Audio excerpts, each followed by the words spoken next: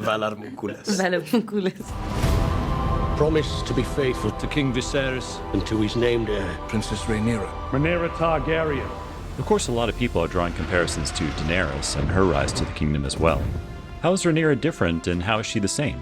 She's different in the fact that she's a completely different person, but she's the same in the sense that she's met with very similar challenges that Daenerys was also brought with, and not being liable in her claim to the throne and having other people constantly be like, you're not legitimate or anything. Emma D'Arcy recently said that Rhaenyra has all the Targaryen fire in her, but she has to figure out when to let it fly and when to dampen it. Yeah. So how good is she at doing that in her youth when you're playing her? Terrible. She's terrible, which is what makes her so interesting. She's not aware of when to dampen it and when to let it burn, and we kind of get the privilege of seeing her go through a bunch of experiences where she has to learn when to do it and when not to do it, and makes so many mistakes along the way.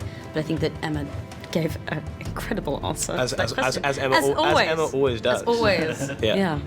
That's sort of like a question of a whole lifetime, right? That's like a lifetime of learning. She's a character, especially at the start of this series, who feels herself to be like an outsider in her own home. And I think part of kind of resolving that discomfort is about seizing her name and acknowledging what she is, because actually to a certain extent we don't get to pick that. And so sooner or later Rhaenyra has to learn to own that and find ownership and use it. Men would sooner put the realm to the torch than see a woman ascend the Iron Throne.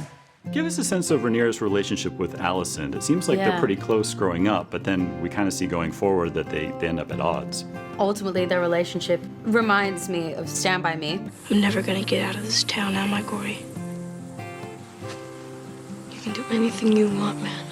And there's that quote where it's like, you're never gonna have friends again, like you do when you're 12. And that ultimately is Rhaenyra and Alicent's relationship, and because of the world that they live in and how they have to navigate the world that they live in, which is very, the patriarchy, it kind of forces these two women to be at odds with one another, because there can only be one woman, unfortunately, in the context of the world that Westeros is. Kind of, I don't know, I feel like the most brutal turn of the multiple ways that patriarchal systems control and restrict women is to pitch them against each other, and to drive a wedge in between these like fundamental and important friendships, because that's how men consolidate power. So in a way, the whole series is about two people who somewhere very, very deep down want reunification, want to find one another.